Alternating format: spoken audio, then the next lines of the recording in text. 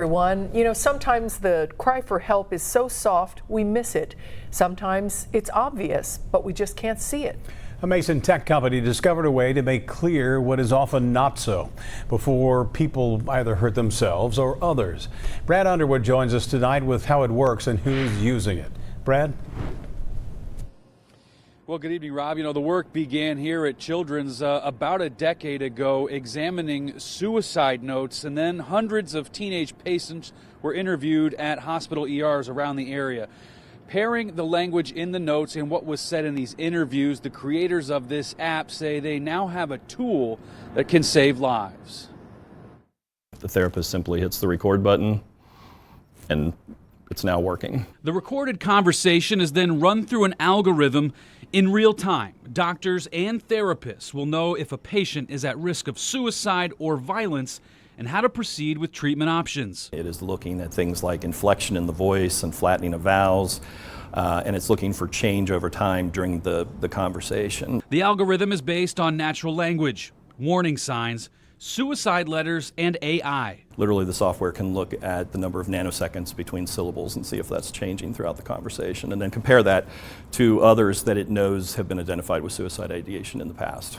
The tech company Clarigent Health is working with the Children's Home of Cincinnati to test the app.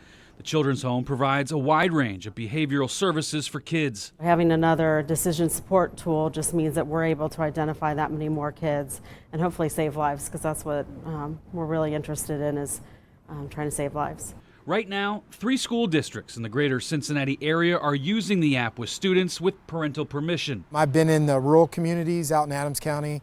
I was in the inner cities in Cincinnati Public, and now I'm here in the suburbs, and it's the same thing. Mental health is on the rise. Three Rivers Superintendent Craig Hockenberry says his district has 4 full-time therapists, and they're busy. When I first got here, we had like 75 kids. We're almost to 200 that are seeing a therapist on a regular basis. So far, more than 70 therapy sessions at schools have been recorded through the app.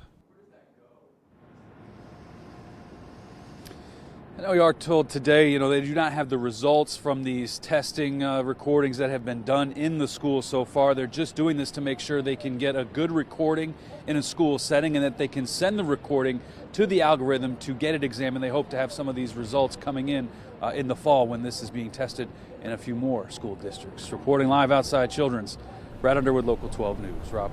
Interesting, Brad. Thanks very much. Clarigent Health says 15 more school districts will conduct trials during therapy sessions beginning in the fall.